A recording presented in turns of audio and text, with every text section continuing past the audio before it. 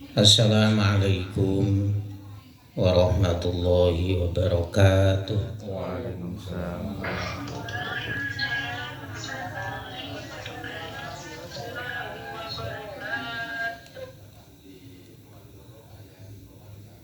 Ila ma'alif al-fatihah. A'udzu billahi minasyaitonir rajim. Bismillahirrahmanirrahim. Alhamdulillahi rabbil alamin arrahmanir rahim maliki yaumiddin. Iyyaka na'budu wa iyyaka nasta'in ihdinas siratal mustaqim. Siratal ladzina an'amta 'alaihim ghairil maghdubi 'alaihim waladdallin. Amin. Bismillahirrahmanirrahim. Tulja al-haq wa zaqal batil innal batila kana zahuqa. Qala mu'allif rahimahullah, kaifiyatul istinja'i, tata cara cebok atau istinja. Kalau kebiasaan kita langsung memakai air, ya langsung pakai air saja. Tapi kalau di antara kita itu ada yang sebelumnya memakai kertas atau memakai kerikil, memakai tisu. Nah, ini nanti tata caranya seperti ini. Bismillahirrahmanirrahim. Tsumma yastanji li muqaddimatihi bisalasati ahjarin wa misluha kullu khoshinin tohirin. Tsumma yastanji bil ma'i ya yufidu bil yamini ala mahallin najwi. Setelah kita buang air kecil atau buang air besar BAB, maka kita istinja. Ya kalau bahasa umumnya itu cebok, tapi bahasanya lebih halus. Cara menghilangkan kotoran adalah pertama memakai 3 kerikil. Ini tidak menjadi biasa bagi kita. Ini misalkan memakai kerikil dulu atau memakai kertas dulu, tisu atau apa sajalah, atau materi-materi yang di situ kasar dan dalam keadaan suci. Lalu kita istinja atau cebok dengan memakai air. Dengan memakai air itu apa? Mungkin kita langsung memakai tangan kita, memakai keran, memakai ciduk, itu langsung. Yaitu dengan kita pegang ciduknya atau airnya itu dengan tangan kanan. Jangan dibalik. Jangan dibalik, yang megang air tangan kiri, tapi nanti yang istilahnya itu menyentuh-nyentuh atau yang menggosok-gosok tempat kotoran kita itu tangan kanan. Itu malah keliru, nanti malah hukumnya itu makruh. Jadi yang megang air, yang megang tempat untuk air, yaitu pakai tangan. Wa yudalliku bil yusra, dan menggosok kotoran itu dengan tangan kiri. Hatta la yabqa asarun yudarikuhul kafu bihisil lamsi, sehingga kotoran yang berada di dalam tempat kita BAB atau buang air kecil itu tidak ada bekas najis atau kotoran, yaitu kita gosok-gosok atau kita tekan pelan-pelan dengan epek-epek. Wa yatruku al-istiqsa fihi, dan kita itu tidak boleh atau harus kita tinggalkan. Bahasa Jawanya itu nemen-nemen itu apa? Terlalu ya. Terlalu dalam istinja atau dalam menggosok-gosok tempat kotoran atau tempat najis. Bita'arudil batini, bahkan itu tempatnya itu didelok sampai ngisor, dilihat sampai dalam, itu nggak boleh. Karena apa? Hal semacam itu fa inna dzalika mambaul waswas, itu akan menimbulkan hukum waswas. Ya sudah, ketika kita itu buang air kecil, bahasanya itu kita pelirit-pelirit, kita dehem-dehem 3 kali, langsung kita basuh dengan air, ya sudah. Jadi jangan sampai kita itu meneliti sampai ke dalam, tempat ke dalam, karena tempat ke dalam itu sudah tidak wajib untuk kita sucikan. Ya. Dalam sama keluar itu apa? Yaitu ketika kita duduk atau ketika kita duduk. Kalau yang kelihatan itu berarti luar, kalau yang tidak kelihatan itu berarti dalam. Ya sudah. Jangan sampai bahasa Jawanya itu kita duel nggak karu-karuan. Ini nggak boleh.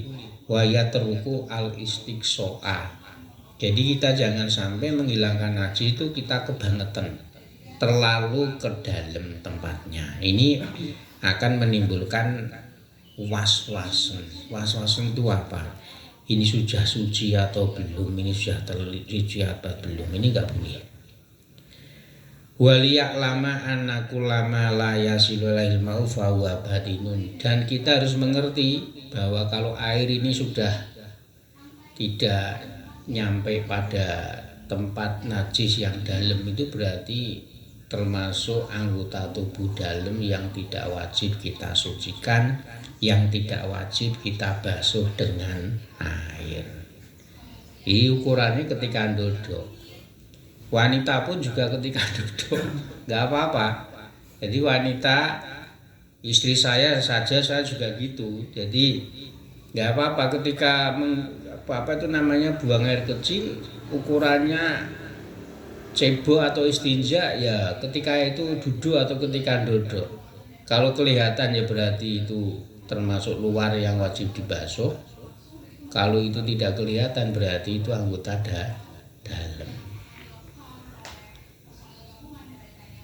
Wala yasbutu hukmun najasati lil fudulai al batinati malam yadhar. Dan ketika kita BAB atau kencing itu tidak dihukumi najis, dimana kalau ada bekas-bekas najis itu tidak termasuk luar kalau memang dilihat itu memang bukan anggota luar.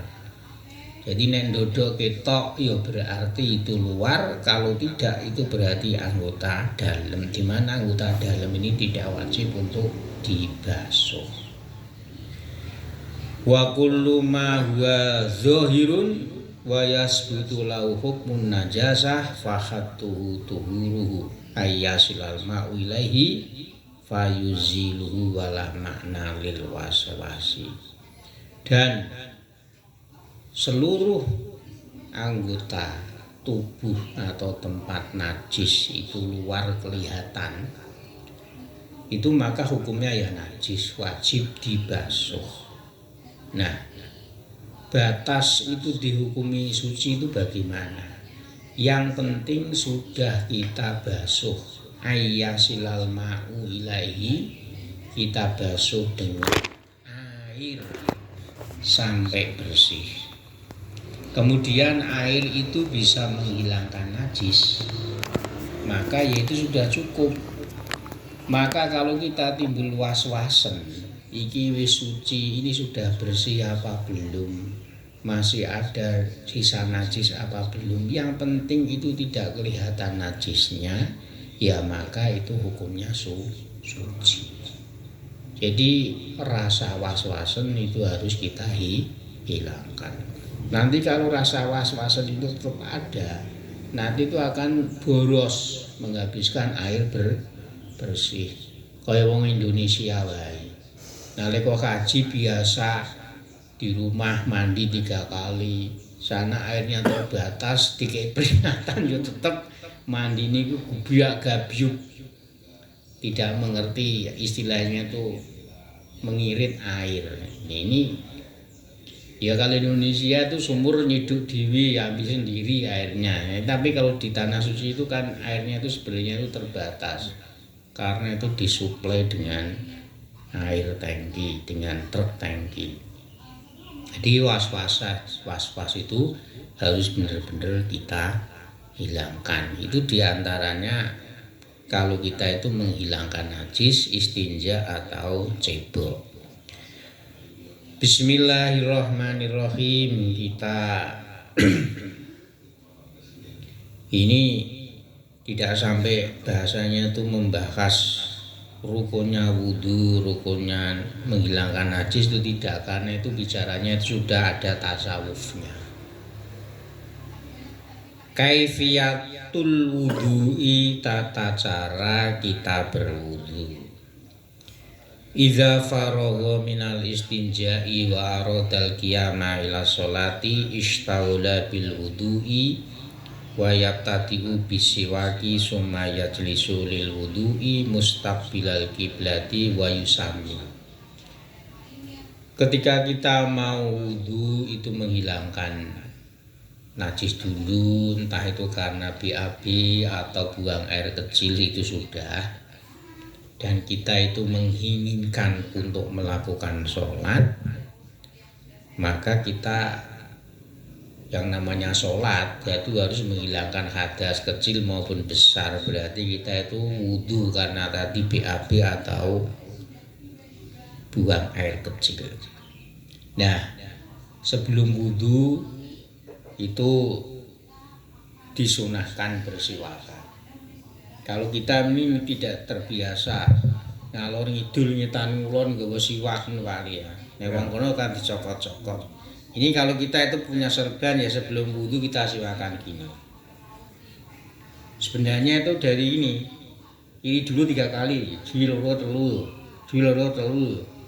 telu. Ini kalau tidak punya siwak. Tapi si gosok gigi itu sudah mencukupi, iktifa sudah mencukupi. Nah, sebelum wudhu kita melakukan siwakan itu sunnah, karena memang Kanjeng Nabi itu dawuh laula an asyqa ala ummati bisiwaki, laula an asyqa ala ummati la amartu bisiwaki. Andikan saya itu tidak memperberat umatku, maka itu saya wajibkan untuk melakukan siwak. Jadi kesimpulannya bersiwak itu hukumnya sunnah, tidak wajib. Kemudian kita duduk, kalau memang duduk, ini nih masjid-masjid kota ini sudah duduk posisi ini, kerannya ono lunggui, diinani Pak. Kalau kita itu nggak nyaman, pokoknya kolah ono kerane, tempat duduk itu terlalu ragati terlalu akeh nak gawe. Di Masjid Agung sekarang, di Masjid Baitur Rahman itu sekarang itu wudhunya itu tempatnya duduk. Ya mungkin menyesuaikan ini ilmunya itu tuh. Tsumma yajlisu lil wudhu'i. Jadi itu otomatis pakai keran. Mustaqbilal kiblati, kalau bisa itu menghadap kiblat. Tapi kelihatannya kalau di Masjid Agung itu yang banyak itu kalau tidak menghadap ke selatan ke utara. Ada tapi kelihatannya itu menghadap itu ke timur. Di Masjid Baitur Rahman itu kelihatannya juga menghadap ke utara sama ke selatan. Kalau yang menghadap ke barat itu ada atau tidak, Bang? Jadi sunnahnya itu menghadap ke barat. Jadi ini keran ini menghadap ke barat. Wa yusami, lalu sebelum wudhu membaca Bismillahirrahmanirrahim. Tsumma yagsilu yadaihi salasan qabla ayyadkhulaha al-ina'a. Kemudian membasuh kedua tangan 3 kali sebelum sebelum tangan itu dimasukkan ke dalam ke dalam air. Jadi banyu ini dibasuh otomatis keran. Itu tujuannya untuk apa Pak? Tujuannya itu untuk merasakan ini banyu ini panas apa dingin, sehingga nek kepanasan banget itu nanti ditempelkan di wajah ya tidak layak. Ini tujuannya. Ya kalau dalam kitab-kitab fikih yang lain tujuannya setan-setan sing nempel ning jari-jari iki biar hilang. Summa yahudu hurfatan lifaihi fayat madmadu biasalasan wa yugodidu ila ayaku nasoiman. Kemudian setelah tangan itu kita basuh 3 kali, kemudian kita nyawuk disedotke ning nggone hidung 3 kali. Kemudian kita sebrot, bukan hidung deh. Kita taruh ke mulut dulu untuk berkumur 3 kali. Jadi nyawuk umur 3 kali. Jadi tata cara ini sunnah, ini sunnah dan ini sufi. Biasanya itu orang-orang thariqah kalau yang melaksanakan. Jadi tangannya dibasuh 3 kali, baru mengambil air untuk berkumur 3 kali. Ya kumur otomatis rucuk-rucuk lepehke 3 kali. Kemudian ini kalau orang puasa itu makruh wali. Tapi kalau setelah waktu duhurnya itu masuk. Tapi kalau sebelum masuk ya belum makruh. Tapi kalau sudah duhur ini berkumur hukumnya makruh. Siwak pun hukumnya juga makruh. Kemudian mengambil air lagi, ya, kembali juga 3 kali. Wayus idul ma'a binafasi ila khoyashimaihi wayastangsiru ma fiha. Jadi yang nomor 2 mengambil air lagi untuk 3 kali ini juga. Untuk disedot itu dihirup ke hidung. Kalau bisa itu sampai janur irung bahasanya di sini, sampai masuk ke sini. Ini ada yang mengatakan kalau ditinjau kesehatan, kalau orang sering beristinsyak nyesep banyu ning nggone irung, ini terhindar dari penyakit stroke. Ya kalau dalam kitab lain ya keterangan yang lain, iblis-iblis setan yang ada di hidung disebrot kayak ini saja nanti iblis mencelat. Jadi apa itu dadine enteng. 3 kali. Kemudian sumayang rifu hurfatan liwaji fayasilu min mabdai syarihi lab jabati naik belum minadakoni watuli minaduni. Kemudian setelah berarti kan kumur sudah sunnah, kemudian hidung juga sunnah, lalu mengambil air untuk wudhu masuk wajah. Di sini makanya tidak ada dibahas rukun yang pertama nih, tidak ada. Ini langsung kaifiahnya, berarti apa kita itu sudah mengajari kita, wong iki paham, secara fikih paham. Kemudian basuh wajah, ya otomatis kita niat wudhu, mulai dari tumbuhnya rambut ini sampai dakon itu janggut ini, kemudian ke lebarnya mulai dari cenilan telinga ini sampai cenilan telinga ini lebarnya wajah. Jadi kalau kita misalkan tuh botak ya berarti ya pokoknya sini lah Pak. Aja ikut botaknya tekan tengah malah ngebyuri tengah engko kakean. Ini wajah. Wa minal uduni ilal uduni sudah ini tadi lebarnya. Wa ma yusolu ila manabiti syuri al arbati.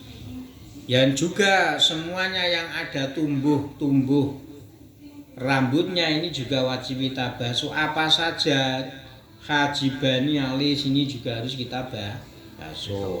Wasyaribani bringos ini kok loro, nyatane loro Pak Ali. Ini tuh Ali. Tengen karo kiwa. Ya ini bringos ini harus juga kita basuh. Wal adzabani hidup. Itu ini berarti yang kedep-kedep ini hidup. Ini juga harus kita basuh. Wal ahdabu hidup ya. Wal adarani apa itu jenenge ati-ati ini lho Pak. Ati-ati. Ini namanya kan ati-ati. Kalau bahasa Arabnya itu adarani, hidup ini. Ini harus kita basuh ini karena ini masuk dalam kategori wajah. Ini ke atas. Li'annaha khafifatun fil ghalibi. Mengapa kalau rambut alis, hidup, bringos, kemudian ati-ani ini kita basuh? Karena mereka itu adalah biasanya itu memang jarang atau jarang itu tidak tebal, makanya wajib. Nah kemudian Wa ila mana bidil lihyati al khafifati, begitu juga ketika kita itu mempunyai apa jenis jenggot. Ini kalau memang jenggotnya itu tipis seperti kita, saya ini, ya maka wajib kita basuh. Wa amal kasifatu fayafidul ma'ala dhuhiriha wa yundabu takhliluha. Tapi kalau jenggot kita itu tebel, berarti kaya wong Arab ngono wae. Ya sing ngingoni jenggot. Ora kok jenggote wong Jepang, wong Cina siji loro tukule.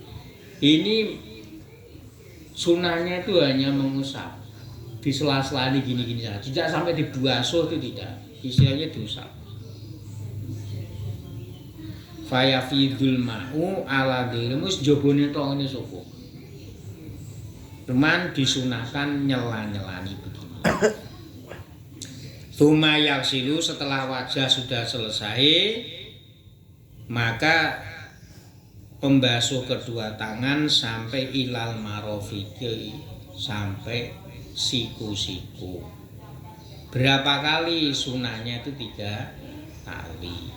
Tapi kalau 1 kali itu sudah merata ya cukup, cuma tidak mendapatkan kesunahan. Kesunahannya itu 3 kali.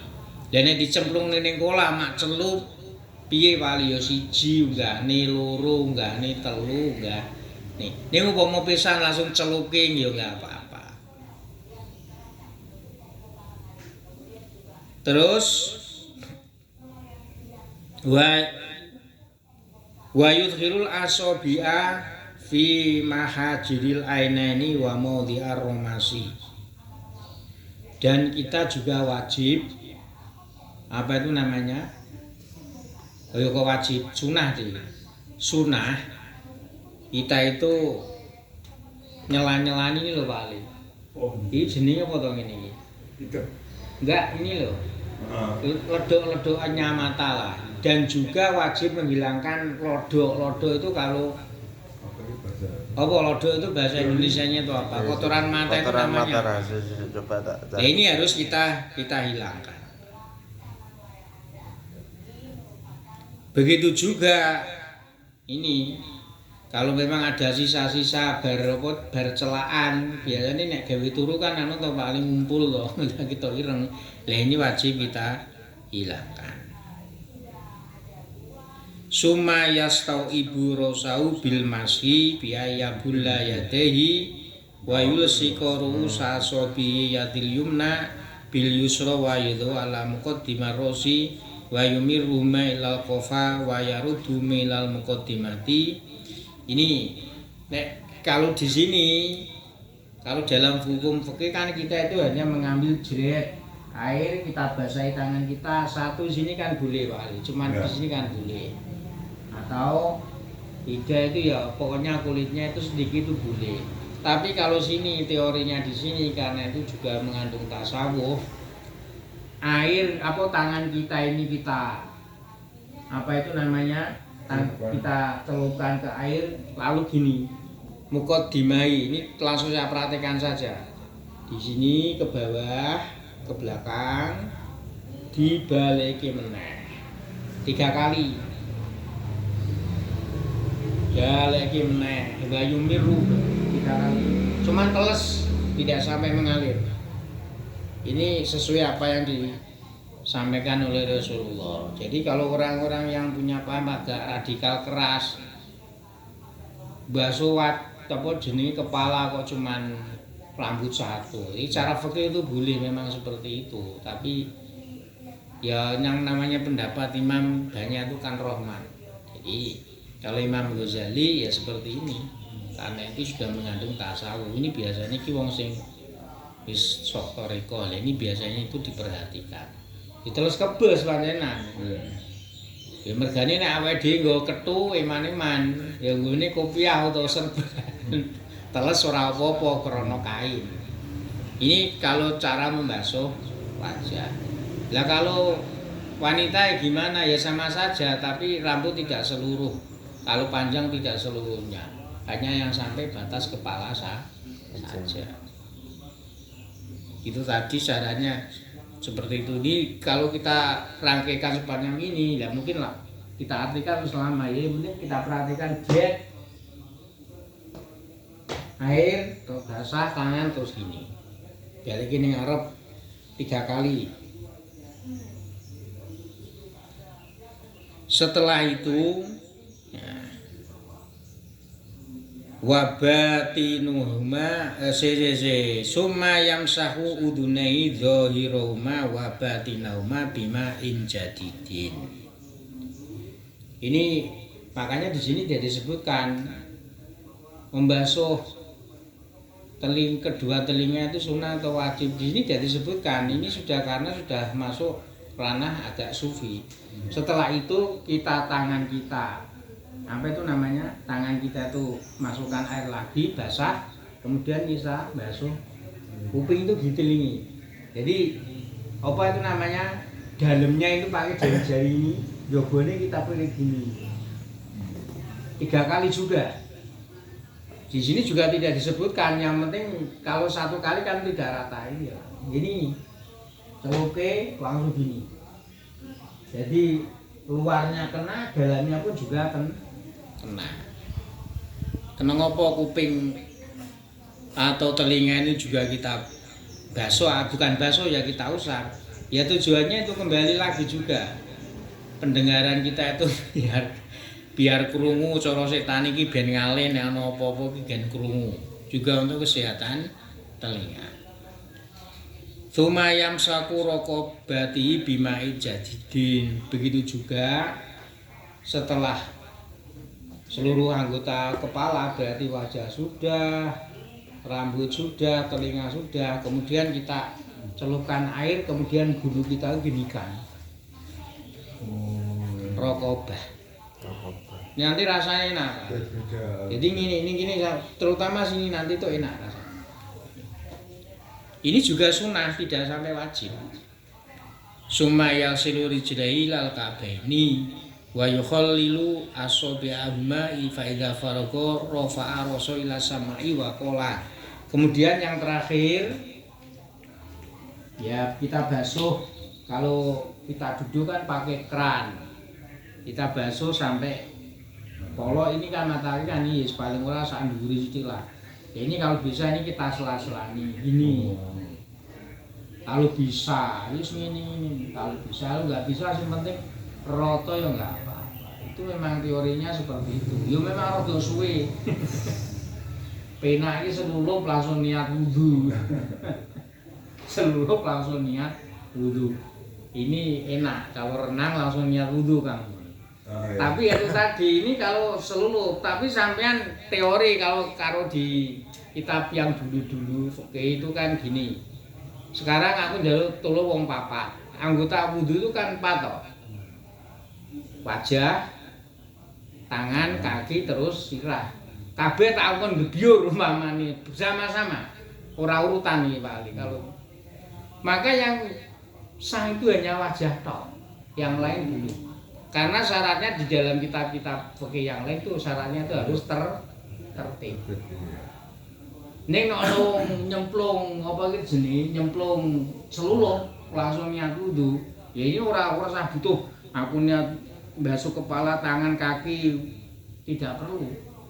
Tapi kalau minta tolong lho, istanganan njaluk tulung wong 4. Yula mbosok kakiku, pali wajahku, kangmun tanganku, mastain rambutku bareng-bareng. Ora siji-siji bareng-bareng. Maka yang kena yang baru terbasuh itu mukanya aja, yang lain dulu. Karena apa? Itu tidak urut, tidak tertib.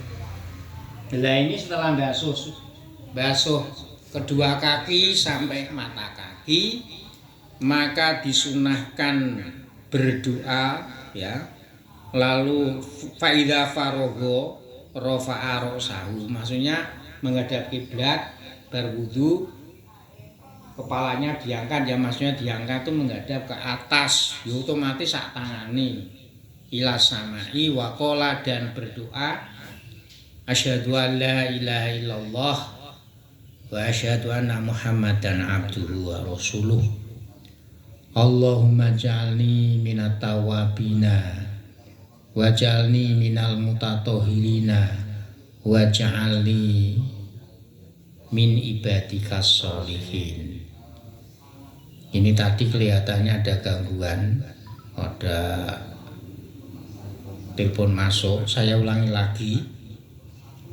Kalau mungkin jamaah ini tadi ada yang kurang apa itu namanya, ada gangguan kurang jelas.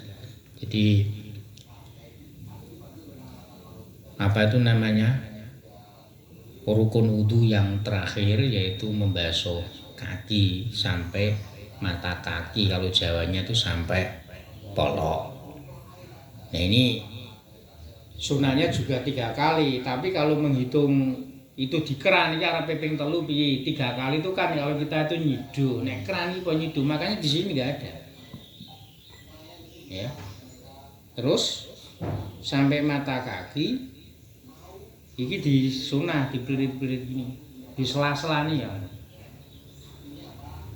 Kalau dalam kitab ini jenengan meneh Pak kudu ini 1, 2, 3, 4. Iki ya ngono.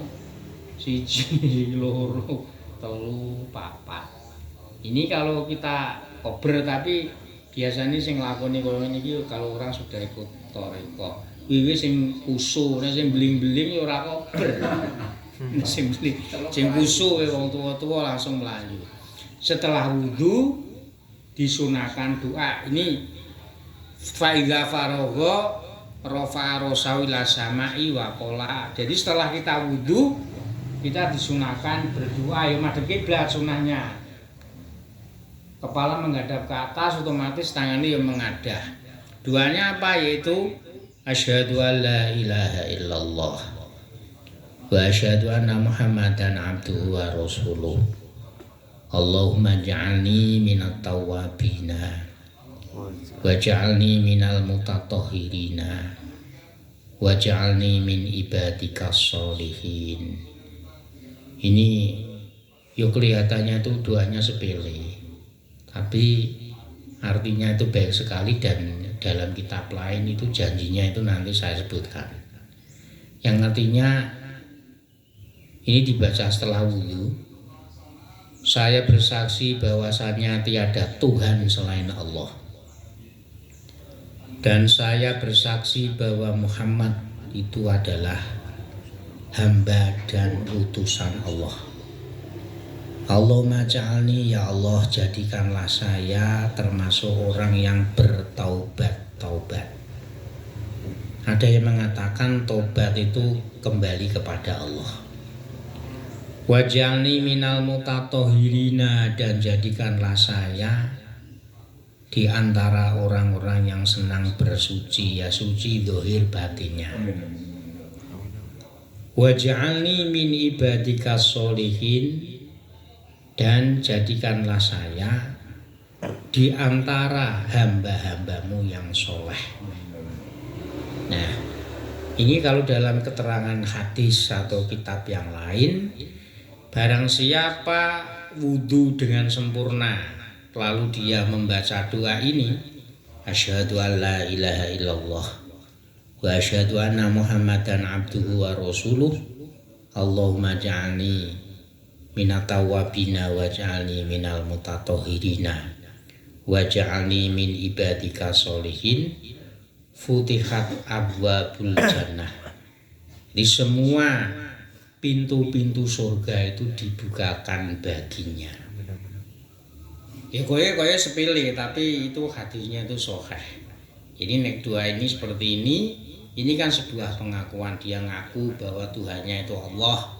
Dia tuh mengaku bahwa Muhammad itu adalah utusan Allah, lalu dia berdoa, maka futihat abwabul jannah.